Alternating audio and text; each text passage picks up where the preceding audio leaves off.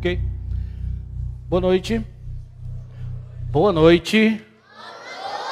Agora sim. Crianças, venham para a gente já fazer a oração. Enquanto as crianças estão vindo, eu vou liberar para vocês pegar o celular de vocês, porque nós tivemos um problema com o canal da igreja, na verdade com o telefone do irmão Acácio, nós perdemos um código e não conseguimos acessar. Vamos resolver aí nessa semana, mas para a gente não deixar de transmitir, vamos transmitir pelo canal dele. Então, manda aí, por favor, posta aí no seu status, ou manda nos grupos da sua família aí, por favor, que é para a gente não perder os irmãos que eu mandei aí, para a maioria, que eu conheço, eu já mandei aí o linkzinho, você pode mandar aí nos seus grupos familiares, postar no seu status. Somente hoje, a gente vai ter essa pequena mudança.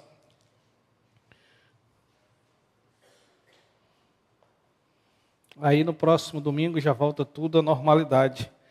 Nós cremos sem sombra de dúvidas.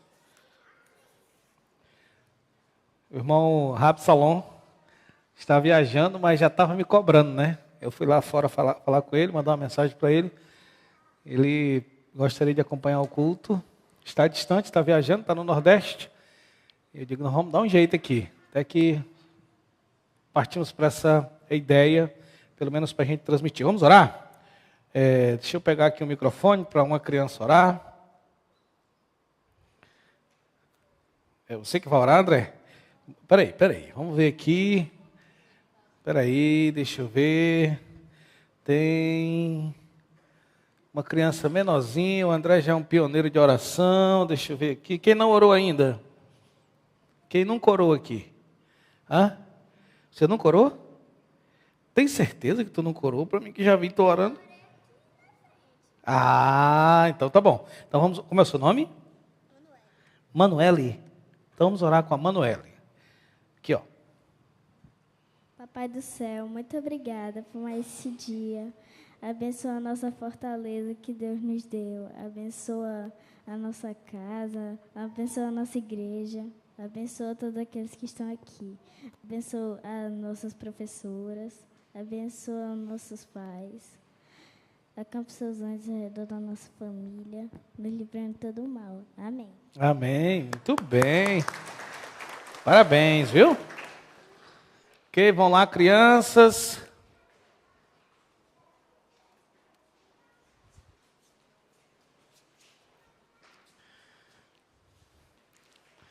Já mandaram as mensagens aí? Já? Todo mundo? Tudo certo? É só para a gente alcançar aí o pessoal da igreja, né?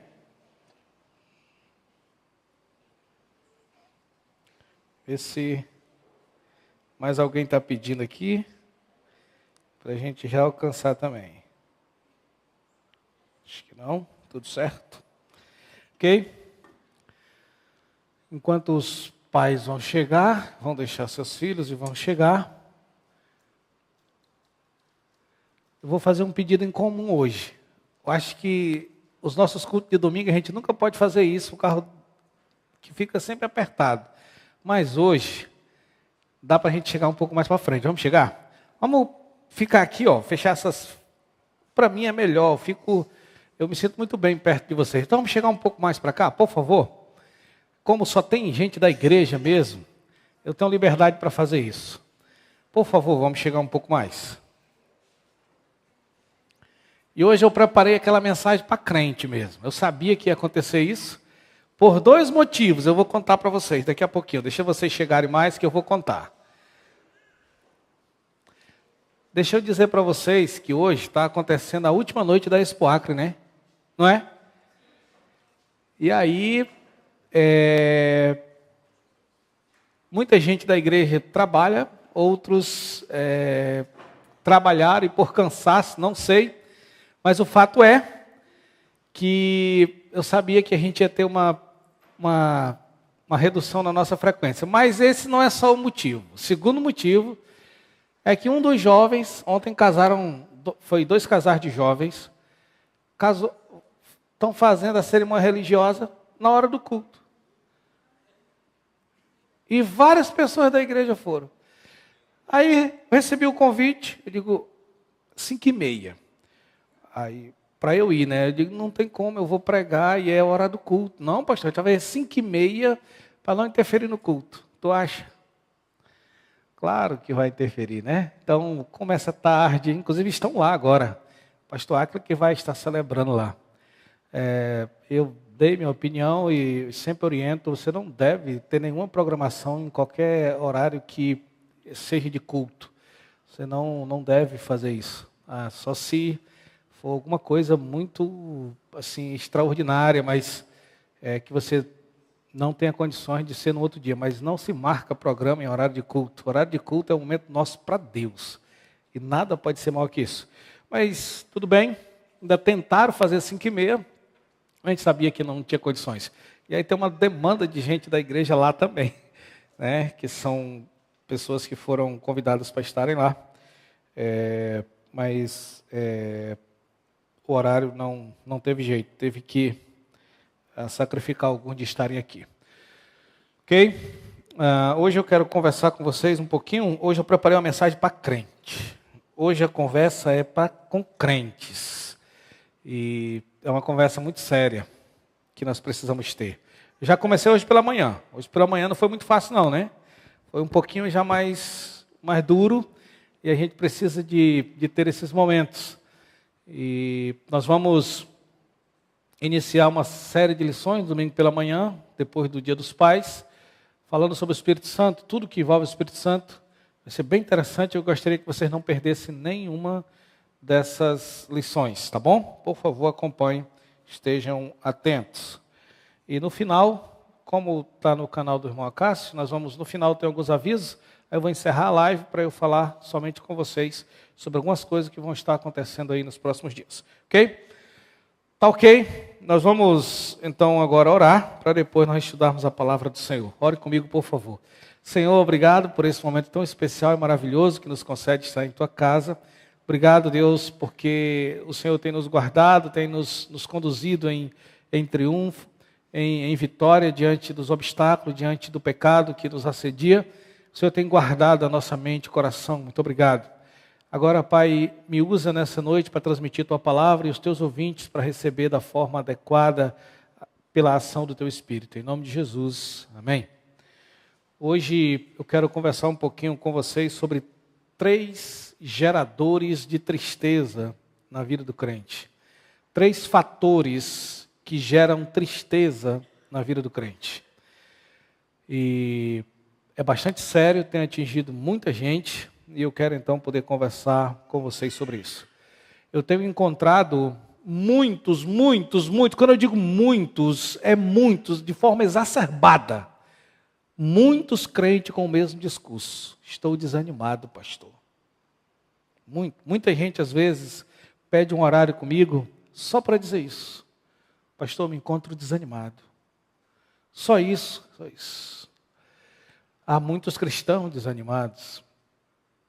E às vezes até pastores, né? Os meninos visitaram uma igreja dias atrás e eles chegaram, pastor, a gente sentiu que o pastor está bastante esgotado, talvez ele esteja desanimado. Os próprios membros da igreja já têm esse olhar. Então isso é uma coisa que está atingindo muita gente.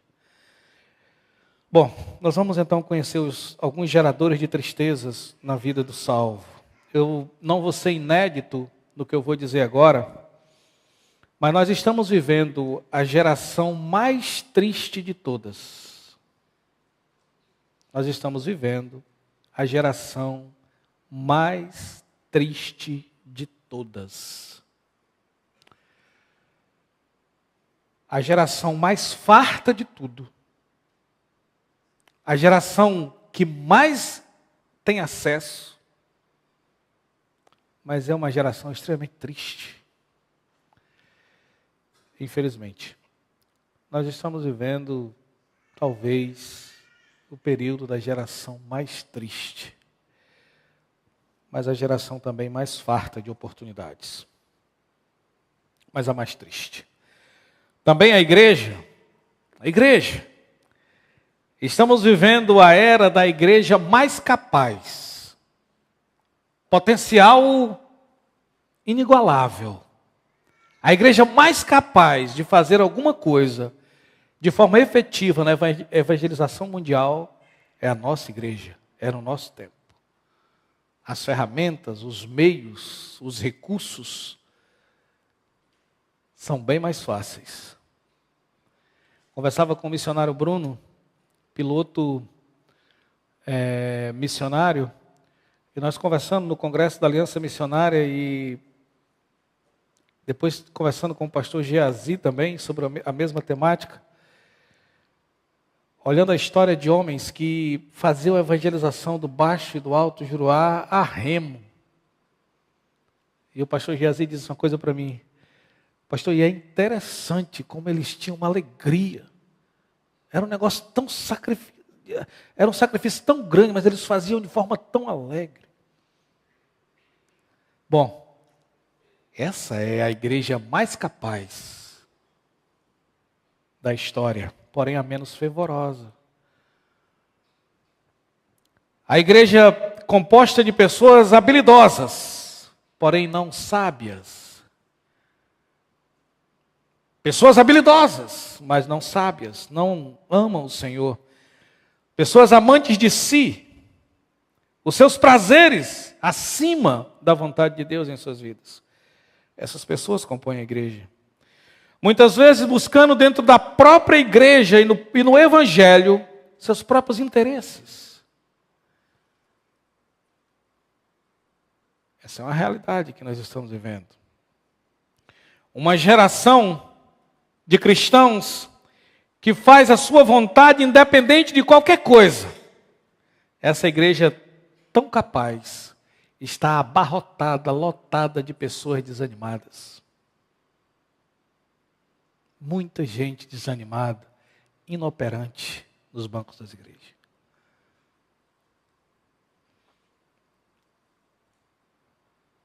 Não sei se é mais dramático olhar para a geração de adolescentes e jovens tristes, ou para uma igreja tão capaz, quieta, sentada, confortável, como se ela não tivesse nada a ver com a história da humanidade, com o seu próximo.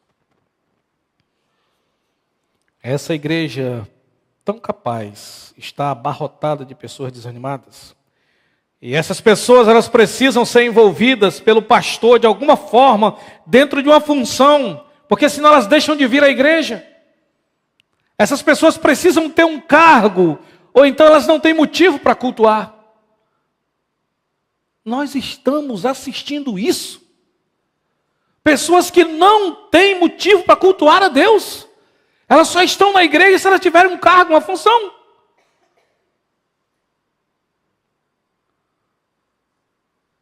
É dramático pensar um negócio desse. É doloroso pensar isso. Mas é uma realidade do nosso tempo. Imagine um cristão salvo, alcançado pelo favor de Deus, que não tem motivo para prestar culto.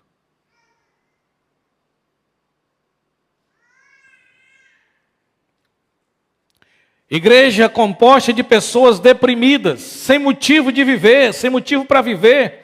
Pessoas amargas que sofrem às vezes com o sucesso, com o empenho do seu irmão. E dentro da própria igreja começa a haver competição, guerrinhas, panelinhas. Essa tolice da juventude. Mas isso está acontecendo dentro das nossas igrejas. Uma igreja difamadora e não perdoadora. E eu poderia ficar falando desse contraste a noite inteira. Eu não vou fazer isso, porque é fácil. É até fácil.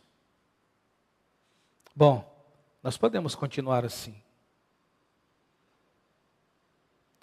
Eu gosto de pregar para a minha igreja, exatamente por causa disso. Eu preguei em algumas igrejas agora nas minhas férias, e é diferente, é como que se eu não soubesse a raiz como eu sei aqui, o que é que vocês precisam ouvir?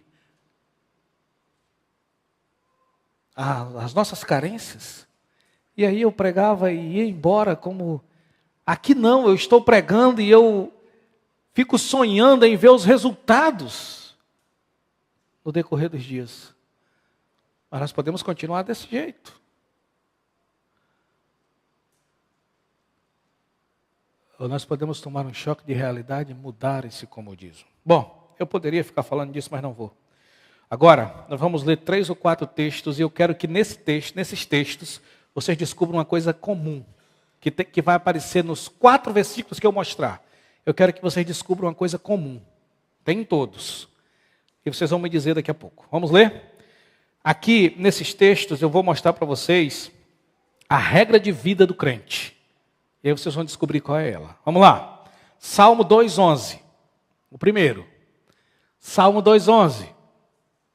Antes da gente conhecer os geradores de tristeza, aqui está um segredo que todo crente deve saber e deve viver. Servi ao Senhor com temor, alegrai-vos com tremor.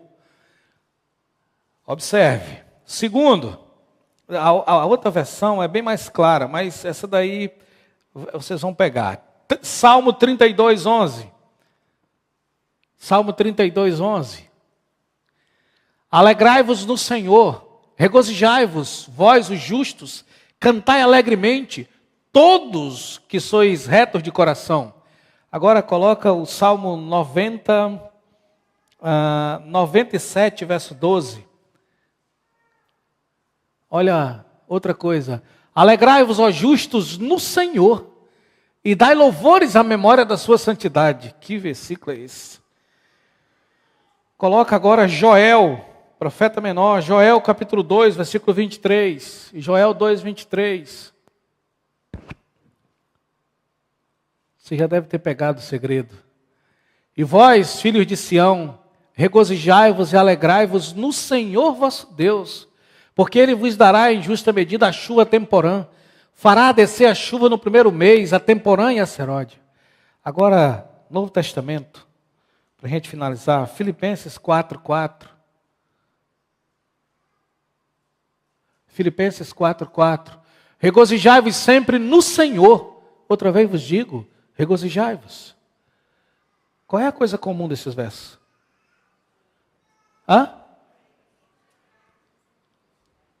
Não é só alegria solta. Qual é a coisa comum aí? É a alegria. É alegrai-vos. Mas qual é a coisa que segue toda vez que a palavra alegrai-vos aparece? Alegrai-vos no Senhor. Esses textos mostram a regra de viver de cada crente, de todo crente. Alegrai-vos no Senhor. O Senhor deve ser a fonte da sua alegria. E se o Senhor é a fonte da sua alegria, isso está acima das circunstâncias. Nenhuma circunstância rouba isso do seu coração. Nada rouba isso de você. Bom, desculpa a dureza, a franqueza, mas é isso que nós estamos vendo? Não. A igreja está precisando ouvir coaches. Os motivadores emocionais. A igreja precisa estar tendo o seu ego massageado vez por outra.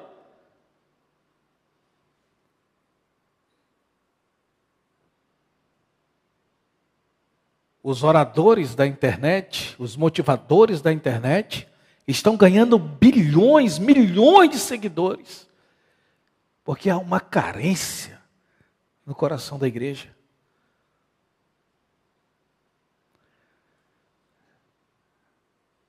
Mas se você viver essa regra, circunstância nenhuma tira a sua alegria. A coisa comum nesses textos que nós lemos, 5 ou 6 textos que lemos, é a alegria no Senhor. Essa é a regra de viver do salvo. E aqui tem uma coisa para a gente entender que é básica e essencial. Deus está acima das circunstâncias. Amém? Deus está acima de toda e qualquer circunstância.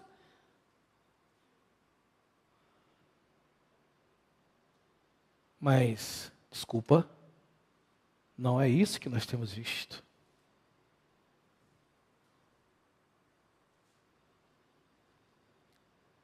Não é isso que nós temos visto. A igreja precisa todo o tempo de estar encontrando razões.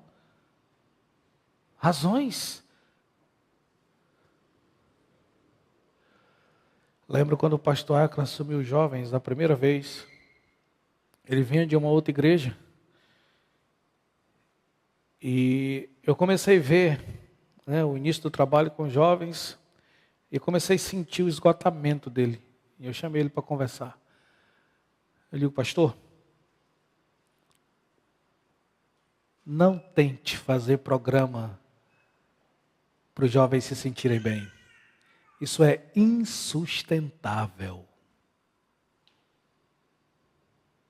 Faça, vez por outra, mas não deve ser essa a motivação deles. Adolescentes, jovens, crianças, adultos, têm que buscar a Deus por sede de conhecê-lo.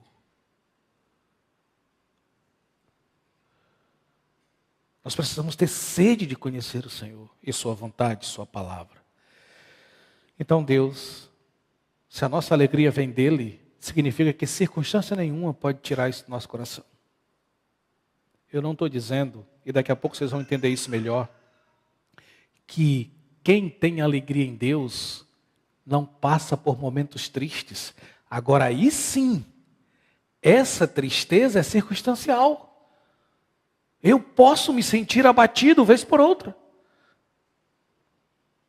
Isso é circunstancial. Porque eu sou ser humano.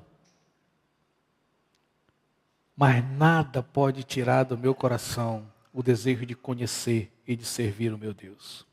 Bom, vamos conhecer 3 geradores de tristeza no coração dos salvos, dos cristãos. Bem simples isso daqui. Primeiro, número 1. Fator número 1. Primeiro gerador de tristeza no coração de salvos. Pecado encoberto. Pecado encoberto. Pecado oculto. Anote isso aí, por favor. Se não, no seu papel, na sua memória. Isso é devastador.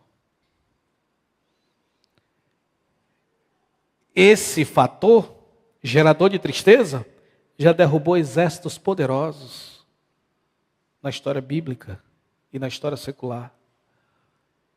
Grandes exércitos, no ímpeto de sua confiança, de sua altivez, por causa do pecado, fracassaram.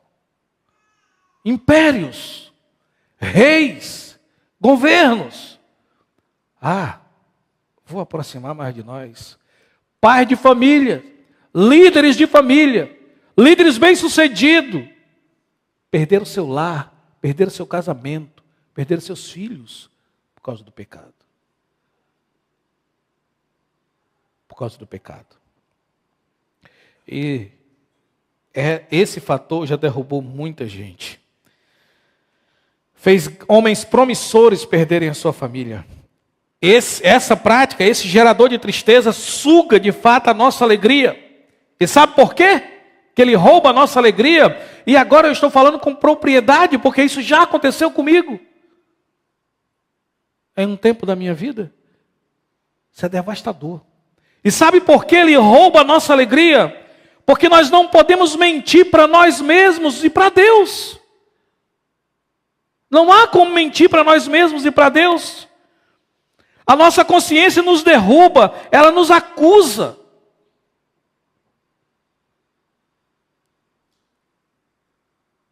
O pecado encoberto, o pecado oculto, é uma tragédia na vida dos cristãos, na vida da igreja. Algumas pessoas colocam na igreja e nos outros a sua perca de ânimo. E muitas vezes são elas mesmo. E se o problema for esse, você vai passar por 100 igrejas levando o mesmo problema. E você vai fracassar em todas elas.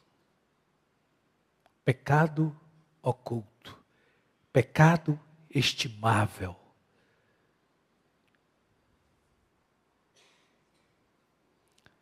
Rouba a nossa paz, rouba a nossa alegria.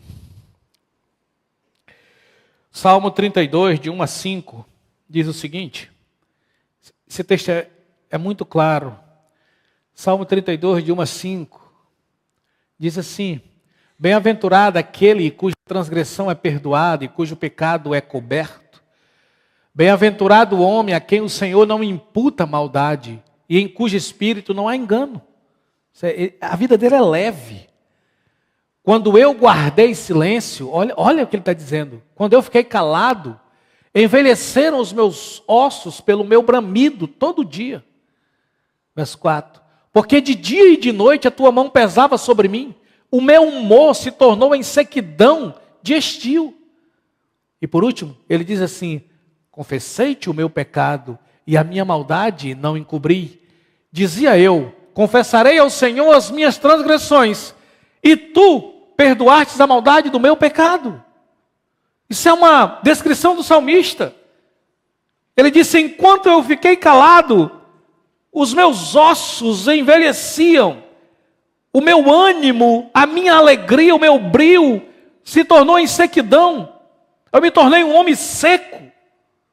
Não queria ninguém perto de mim. Perceberam o ladrão de alegria aí?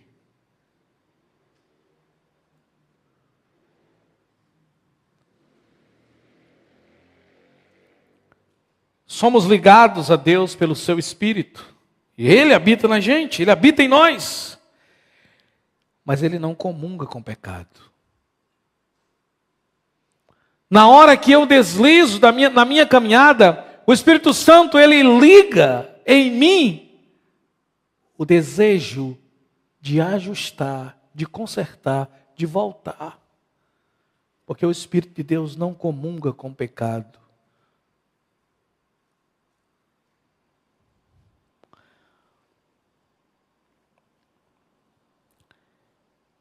Eu nunca vi meu pai dizer um palavrão.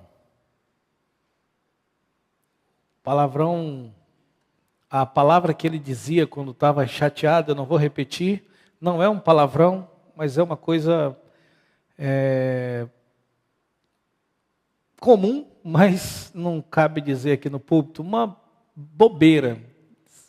O palavrão mais absurdo, se você me perguntar, eu posso lhe dizer lá fora sem problema nenhum. Eu nunca ouvi dizer um palavrão. E talvez se eu ouvisse, eu ficaria estarrecido. Por não esperar aquilo dele. Eu estou falando de um filho para o seu pai. O que é a minha relação com o Espírito de Deus em mim? Como deve ser? Já imaginaram isso? Como que o Espírito Santo reage às nossas condutas imorais que nós adotamos e praticamos repetidas vezes?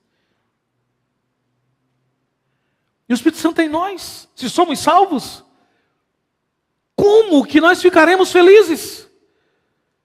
Como seremos felizes? É impossível. É impossível. O pecado é uma escolha insensata, porque ele rouba a sua paz. Ele rouba a sua paz, ele rouba a sua alegria. Ele rouba a bênção da sua vida. Eu vejo muitos pastores pregando sobre o dízimo, que é bíblico, e usam alavanca medo para convencer seus membros a dizimarem. Não precisa. A mensagem bíblica do dízimo é simples. Obedeça e te abençoarei. Tem a ver com bênção. Tem a ver com cuidado.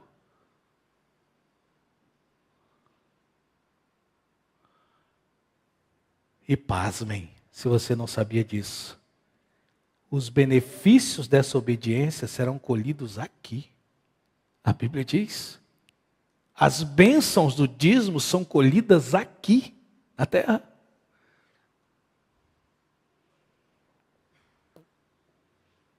Não é lá, é aqui. Então não tem a ver com maldição, tem a ver com bênção. Eu quero cuidar de Deus para a minha vida. E não troco isso por nada. Entendeu? É isso. Porque nada compensa. Nada vale. Ou você acha que com R$100 você conseguirá se cuidar melhor do que o que Deus faz? Bom, o pecado é sempre uma escolha insensata. Ele rouba a nossa bênção. 1 João, verso bem conhecido, capítulo 1, 6-9, diz assim, de 1 João. A mesma ideia que o salmista fala. Se dissermos que temos comunhão com Ele e andarmos em trevas, mentimos. E não praticamos a verdade. Opa, perdão, volta lá. É do 1. Falei de qual? É isso aí mesmo. Por favor, desculpa. Verso 7. Mas se andarmos na luz como Ele na luz está, temos comunhão uns com os outros. Aliás, toda vez que você não está em pecado, que você está vivendo bem, é mais fácil de se relacionar. As pessoas não são uma ameaça para você. Elas são seus companheiros. Mas quando você está em pecado, as pessoas são espinhosas. Você começa a ver nelas julgamento. Você começa a querer afastar-se delas. Elas são um perigo para você. Parece que elas são melhores do que você. Bom, temos comunhão uns com os outros, que é um efeito, e o sangue de Jesus Cristo, seu Filho, nos purifica de todo pecado. Verso 8 e penúltimo, diz assim, se dissermos que não temos pecado, enganamos a nós mesmos. E não há verdade em nós, todos nós. Hoje de manhã eu expliquei isso. Por último, se confessarmos os nossos pecados, Ele é fiel e justo para nos perdoar os pecados e nos purificar de tudo que fizemos. Mas nós trocamos isso, nós ocultamos.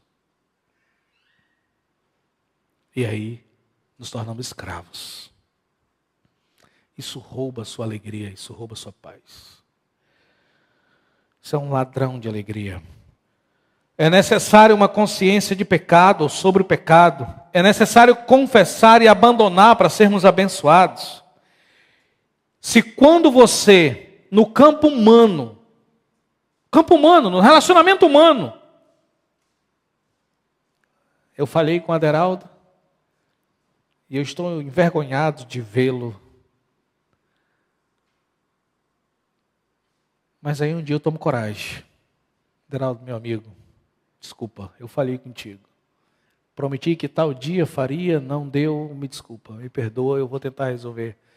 Está tudo bem, você volta de lá tocando as nuvens, você volta leve.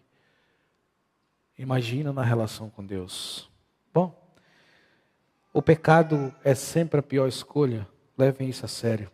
Ninguém, escute o que eu lhe digo agora, nenhum salvo prospera em pecado. Se houver prosperidade no cristão que está em pecado, ele não é salvo.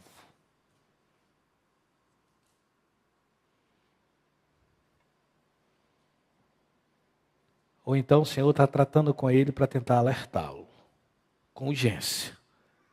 Está lhe dando oportunidades breves. Mas verdadeiros salvos não prosperam no seio do pecado. Não tem a bênção de Deus. Não tem.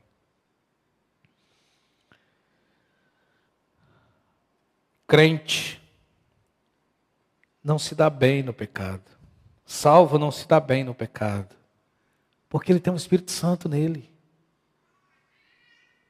Não tem como a coisa funcionar.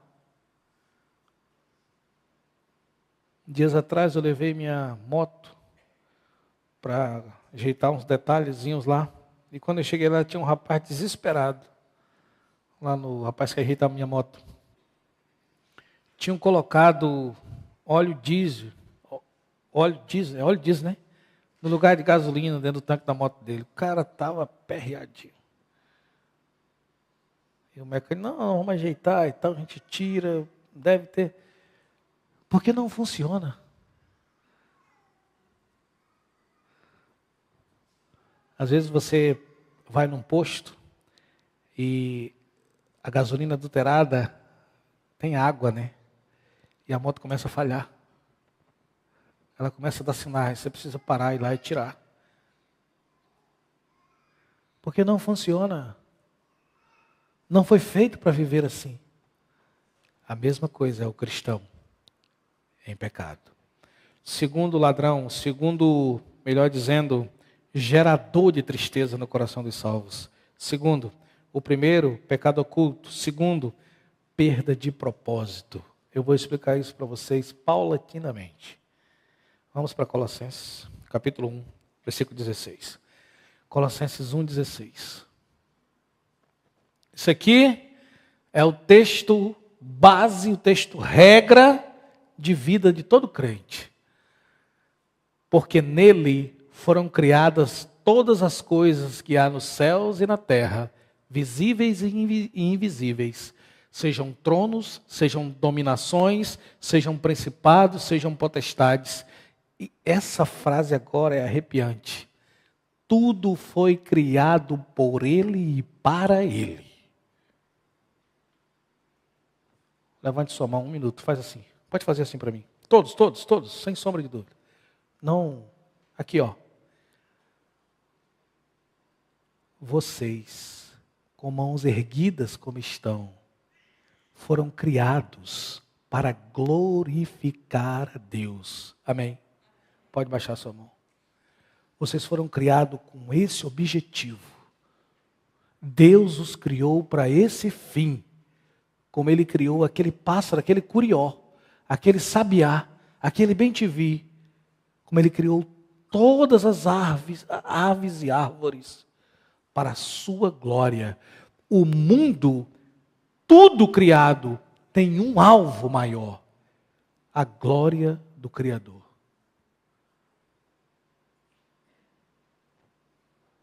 Esse é o nosso propósito de vida. Eu preciso que vocês considerem isso seriamente. Nada é maior do que isso.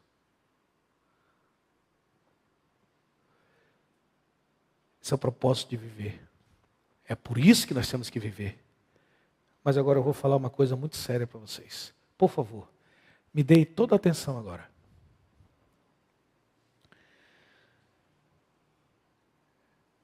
Parte da psicologia, eu estudei um pouquinho de psicologia, raso, mas estudei. E já li bastante, eu tenho uma coleção de psicologia. Inclusive, uma moça aqui da igreja que está fazendo psicologia foi na minha biblioteca, roubou bem uns 6, levou bons livros, li alguns deles, ou parte de alguns deles. E deixa eu lhe dizer, parte da psicologia diz que você deve se amar. Escutem. Que você precisa viver em prol da sua felicidade. E que você tem que eliminar qualquer pessoa que ameace sua felicidade. A psicologia diz isso. Essa é a mensagem da psicologia. Ou pelo menos de parte da psicologia. Você deve se amar. Você deve eliminar qualquer sombra que ameace sua felicidade. Essa pessoa é um risco. Pisa nela. Bloqueia ela. Porque ela é uma ameaça à sua felicidade. Você existe para se fazer feliz.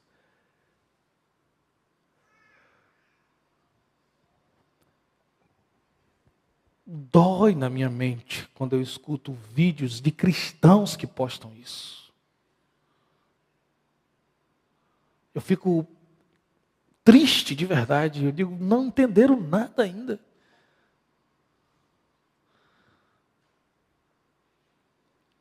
Você não foi criado para se fazer feliz.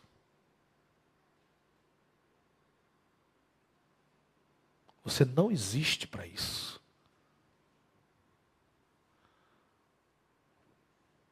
Estão mentindo a você. E se você se embrenhar nessa direção, você vai se tornar uma pessoa depressiva. Você vai ao fundo do poço. Você vai se drogar, se viciar. Você vai se tornar um homem insuportável. Um leão em busca de felicidade. Insuportável você será. Você vai afugentar todo mundo. Porque todo mundo é uma ameaça ao seu bem-estar. Continue me ouvindo atentamente, por favor. O casamento, ou no casamento, é quando esse conceito morre. Existe uma máxima do casamento que diz o seguinte: eu me casei para eu ser feliz. Não, desculpa. Nunca foi isso. O casamento é: eu me casei para fazer feliz. Eu vivo para fazer minha esposa feliz. E se ela entendeu, ela viverá para me fazer bem. É o contrário. Eu não posso me casar para ser feliz. Eu entrei numa relação com um objetivo na minha cabeça estabelecido. Eu vou cuidar de uma mulher. Eu vou amar uma mulher. Alguns casais vão sofrer muito. Vão sofrer muito. Porque suas relações são pesarosas. Às vezes a mulher, ela é fútil. E ela não oferece nada ao seu marido. E o marido se desdobra para dar a ela tudo. Isso é uma relação terrível de se viver. Do mesmo jeito, algumas mulheres cumprem cabalmente o seu objetivo, mas elas são casadas com homens avarentos e egoístas. E eles não as olham como deveriam olhar. Deve ser terrível essa relação. O casamento, no casamento, o meu bem-estar morre. Eu passo a viver para o outro. E o outro deve ter esse objetivo em relação a mim. E os dois, glória de Deus. Parece fácil no discurso, mas nós precisamos praticar isso. Então, os artistas usam muito isso. Teve uma menina, apresentadora há pouco tempo, que deixou sua esposa e casou com outro apresentador, um cozinheirozinho que tem até uns temperos que eu não deixo entrar mais lá em casa. Agora eu sou feliz. Vai durar até quando?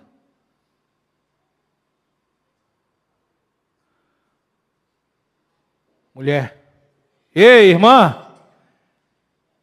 Tem um camarada ceboso que deixa a toalha em cima da cama, que molha todo o vaso, às vezes suja toda a casa. Ei, mas ele é dedicado a você? Segura esse homem.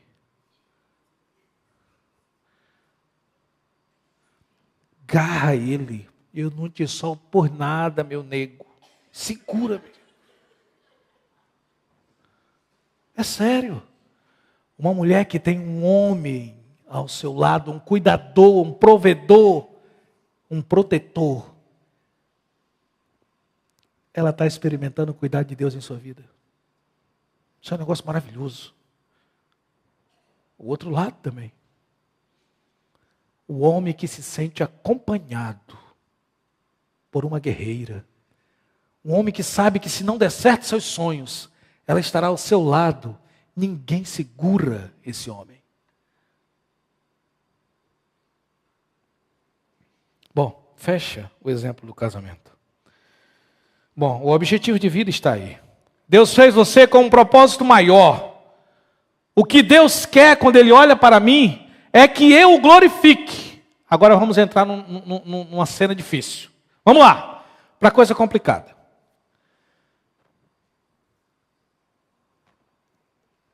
Eu comprei um carro, eu fiz uma casa, eu comprei um boi, eu comprei um terreno, eu estou com saúde. Aí eu começo a dizer, bênção, bênção.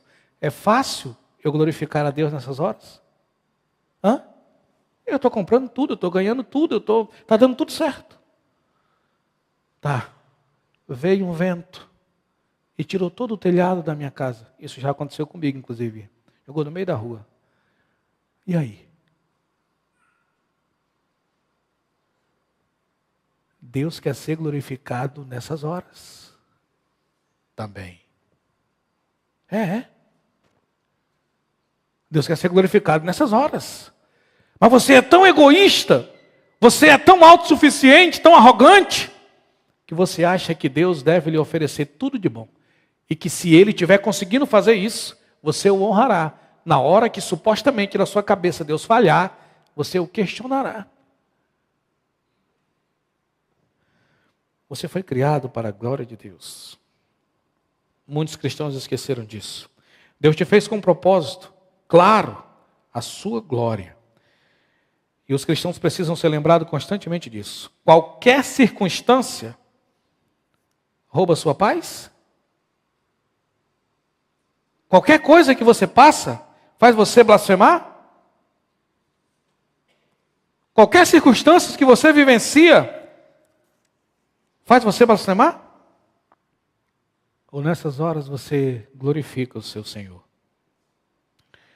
Quando temos claro esse propósito, isso que eu vou dizer é muito bom. Nós entendemos o desenrolar da vida. A vida se torna fácil.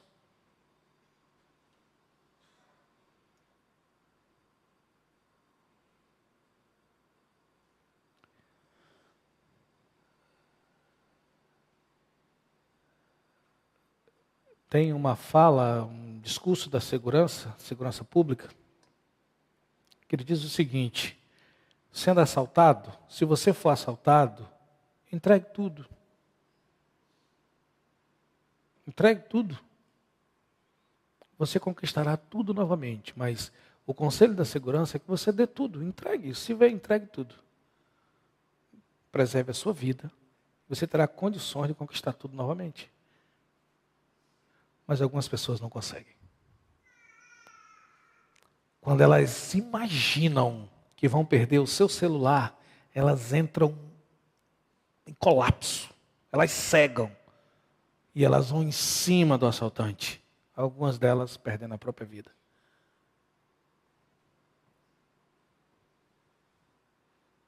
Porque no seu momento de aperreio, de tensão, aquele bem é tão importante quanto a sua vida. Então vale a pena eu arriscar a minha vida. Pelo amor de Deus. Pelo amor de Deus. Mas essa é uma cena real. Nós acompanhamos diversas pessoas que fazem isso. Bom, se você entender essa dinâmica, os percalços, as dificuldades da vida, não vão tirar a adoração dos seus lábios, da sua mente. Senhor, está difícil, muito difícil, mas eu te bendigo, te bendizo, Senhor, eu te glorifico.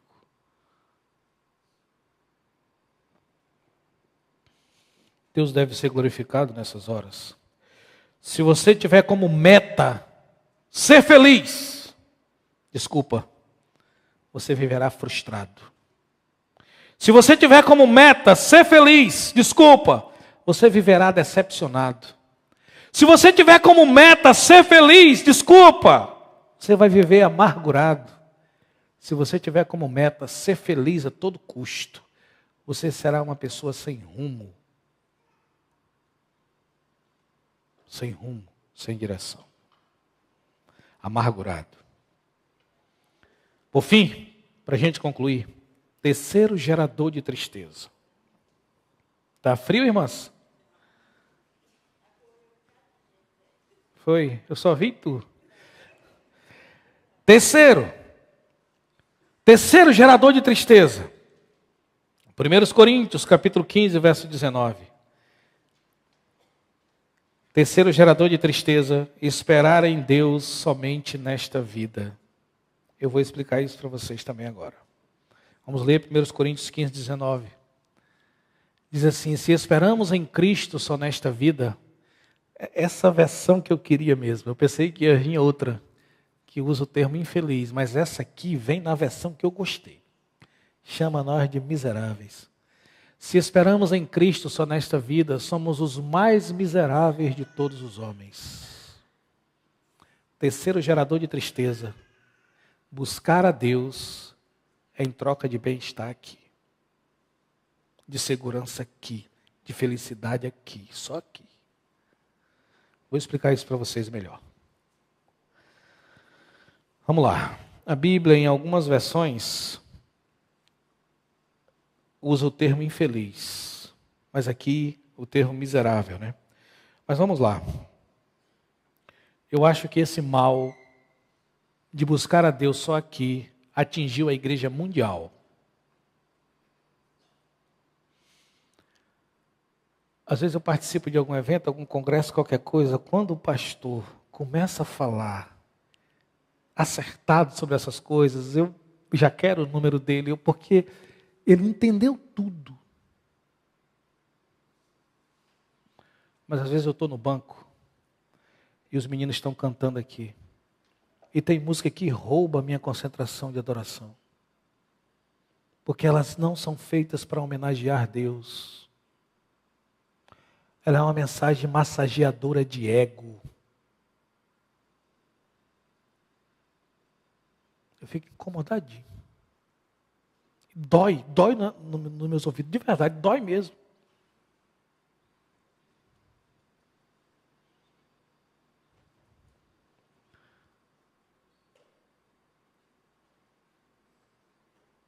Os nossos louvores devem enaltecer a Deus do início ao fim. Agora vamos lá. A igreja mundial, estou abrangendo logo tudo, parte da igreja tem se comportado como alguém que busca Deus para essa terra. É só para cá.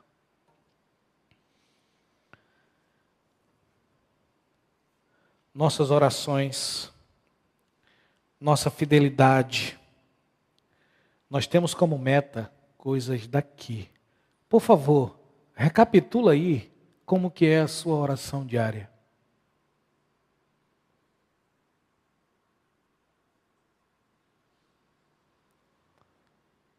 Como é que você ora a Deus? Preste atenção se você ora como que se Deus te devesse algumas coisas. Se você ora assim, você está orando errado.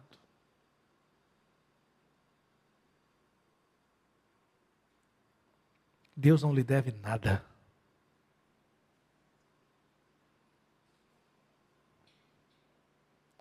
Deus não lhe deve mais nada. Ele lhe comprou. Ele morreu no seu lugar. Não tem como alguém comprado por Deus exigir dele mais alguma coisa. Eu lembro, quando eu casei, bastante tempo atrás, o meu irmão me ligou, mandou uma mensagem, não sei, disse, olha, tem uma feira paga para ti em supermercado tal. Você vai lá no gerente, que eu deixei lá pago. E aí eu fui. Minha esposa e eu, nós não tínhamos dinheiro nenhum. Nós íamos trabalhar o primeiro mês para receber o dinheiro de lá, R$380. Ainda lembro de tudo. Aí o meu irmão me avisou, fomos fazer a primeira feira. Quando chegamos lá, o gerente me mostrou, está aqui, tem um cheque assinado de R$500 em compra. Quase eu caio para trás.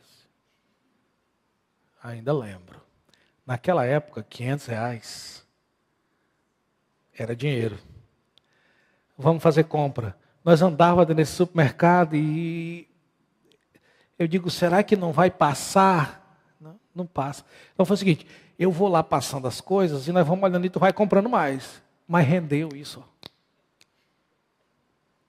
Compramos balde, compramos escova, compramos rodo, compramos tudo. Até que finalmente deu R$500. Se passasse eu não tinha como pagar mesmo. Tinha que ser exato. Agora, se eu tivesse esquecido de comprar o creme dental, me respondam, eu tinha direito de ligar para o meu irmão e dizer para ele, meu irmão, olha, faltou o creme dental. Eu tinha direito? Porque ele já me deu o que eu não merecia. como é que nós ainda temos condições de orar para Deus, pedindo absurdos e absurdos de bens, quando Ele nos deu tudo, quando Ele nos comprou, quando nós somos dele? Observe se a sua oração não é assim.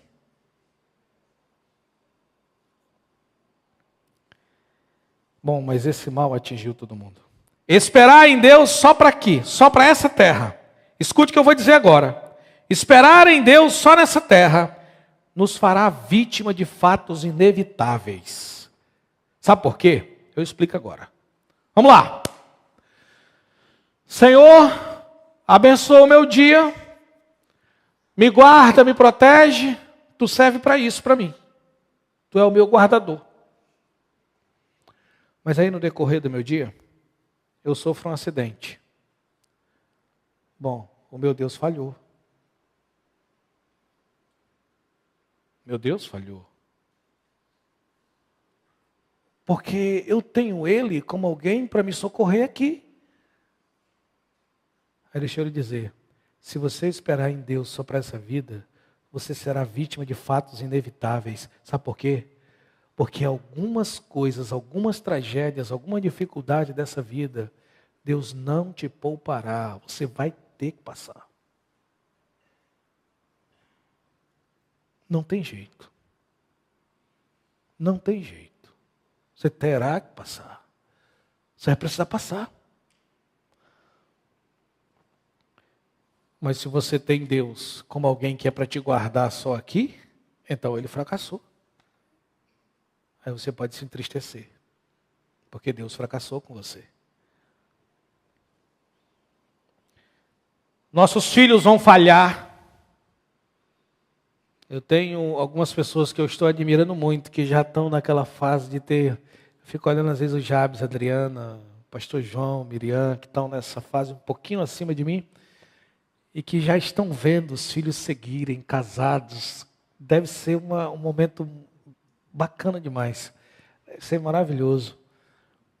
Nós estamos naquele momento, eu, pastor Áquila, Deraldo, Cleudo, o Alceu e outros, de a gente ver os nossos filhos dar os primeiros passos, né? Aquela coisa, eles ainda estão escolhendo profissões e nós estamos naquele momento. É um pouquinho tenso.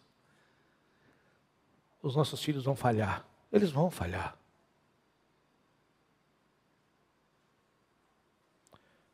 Você vai ser traído e decepcionado por pessoas. É natural. É parte do convívio com o homem.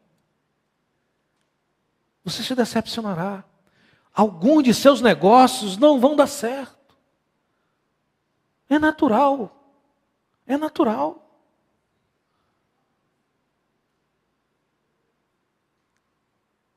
Mas se você esperar em Deus só para essa vida, você não conseguirá ficar bem. Porque Deus tem fracassado com você. Na sua percepção. Nossos filhos vão falhar, nossos projetos e sonhos talvez não se realizem. Você pode sofrer perdas e traições ao longo da sua jornada. E se você imagina que Deus é para impedir que isso aconteça e Ele não impede, então Ele falhou. Ele falhou. Vou terminar lendo um texto com vocês em Atos 27, 25. Esse texto é magnífico, mas eu vou explicar o contexto para a gente poder entender e nós vamos terminar. Atos 27, 25 tem uma fala fortíssima. Diz assim: portanto, ó senhores, tende bom ânimo, porque creio em Deus, que há de acontecer assim como foi dito a mim. Sabe o que aconteceu aí? Uma alagação, um naufrágio. Eu vou ler, deixa eu ler com vocês, para vocês verem. Solta aí, versículo 17 até o 21, para vocês verem o que estava acontecendo. Escuta. E levado este para cima, usaram de todos os meios, cingindo o navio, temendo dar as costas na Sirte, amainados as velas, assim foram à toa. E andando nós, agitados por uma veemente tempestade, no dia seguinte, aliviaram o navio. Aliás, eu pulei a vírgula. No dia seguinte, aliviaram o navio, ok? E ao terceiro dia, nós mesmos, com as nossas próprias mãos, lançamos ao mar a armação do navio. E não aparecendo, havia já muitos dias, nem sol nem estrelas, e caindo sobre nós uma não pequena tempestade, fugiu-nos toda a esperança de nos salvarmos. Isso aqui era dramático, tá? Agora 21. E havendo já muito que não se comia, então Paulo, pondo-se em pé no meio deles, disse: fora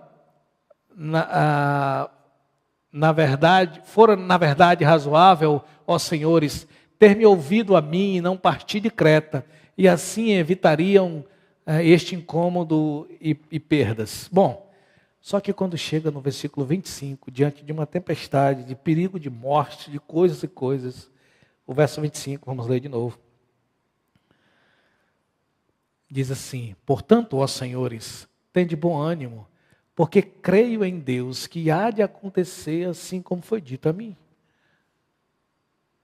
Agora deixa eu finalizar essa pregação dizendo para você o seguinte: algumas coisas Deus não vai impedir que você vivencie.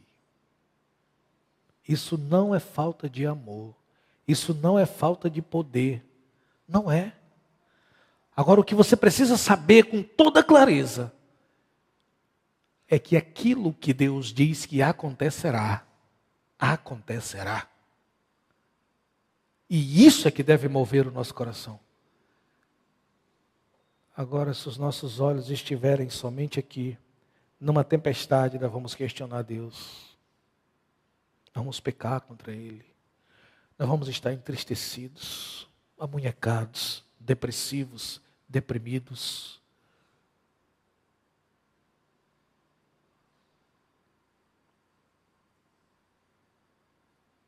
Algumas coisas Deus não vai evitar, mas o que é certo é que aquilo que Ele prometeu se cumprirá. Amém? E eu quero que alguém me prove. Quando foi que Deus fez promessas terrenas de livramentos, sabe, de tristezas e frustrações? Isso não é verdade.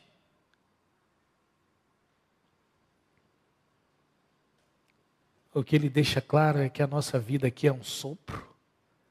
O que Ele deixa claro é que a nossa vida é como uma neblina.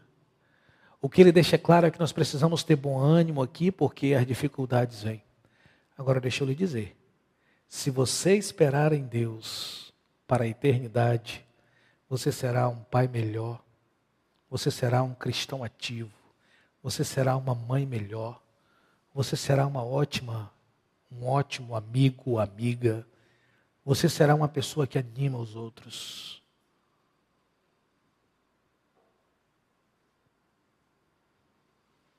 E eu gostaria muito que essa igreja pegasse essa visão. A vida se tornaria bem mais leve. E essa é a visão bíblica. Essas são as regras do viver. O contrário disso são os ladrões de alegria, os geradores de tristeza, de frustração, de pessoas deprimidas, inoperantes. Pessoas orgulhosas, amantes de si.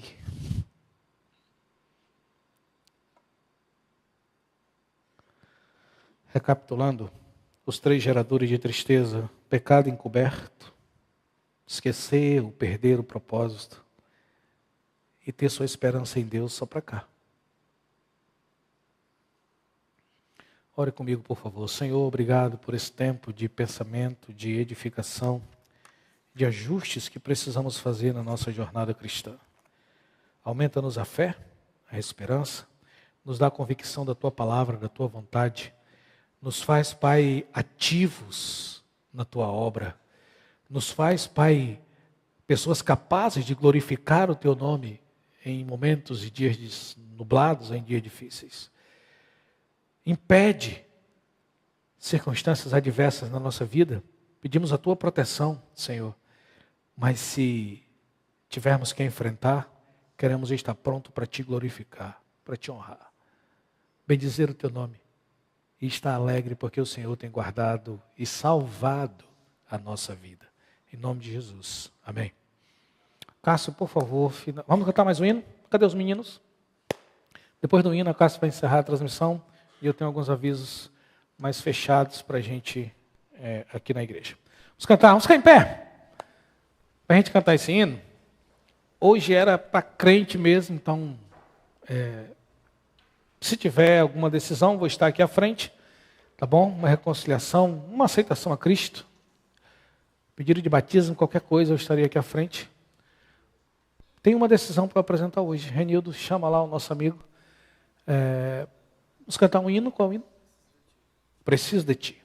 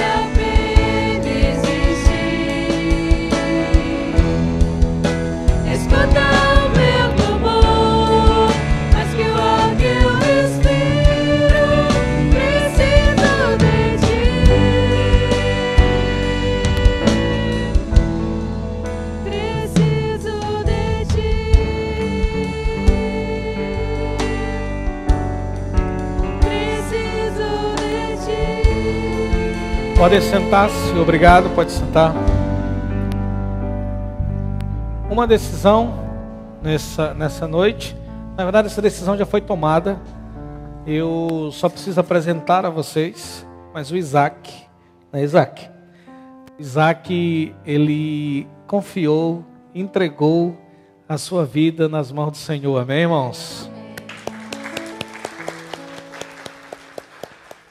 E, sinceramente, eu estava olhando, o meu pai me deu uns livros, e aí eu estava paginando, achei uma foto, a foto do meu batismo. A água bem aqui, os outros maiores, e eu vi, rapaz, como Deus é maravilhoso, né? E eu não tenho dúvida dessa decisão, de verdade, não tenho um pingo de dúvida. Quero que vocês orem comigo. Senhor, abençoa a vida do Isaac. Dê a ele, Pai, entendimento da Tua palavra, da Tua vontade. Que ele cresça em sabedoria, em conhecimento, fisicamente saudável também. Mas que ele honre o nome do Senhor aonde estiver, aonde puder estar e partilhar a Tua palavra. Deus, que ele seja uma criança de fato diferente, porque Te conhece, porque o Senhor mudou sua vida. Abençoe seus pais, que eles sejam, Pai, para eles um exemplo de fé, exemplos, Pai, de obediência, que eles possam ser uma referência para essa criança. Usa a Tua igreja também, para ela ser um espelho, para ela ser um ambiente de crescimento para o Isaac. É a minha oração como Teu servo, em nome de Jesus. Amém? Isaac, Deus te abençoe, tá? Fica firme e animado no Senhor, tá? Ele já fez até o discipulado. Vai lá, Isaac.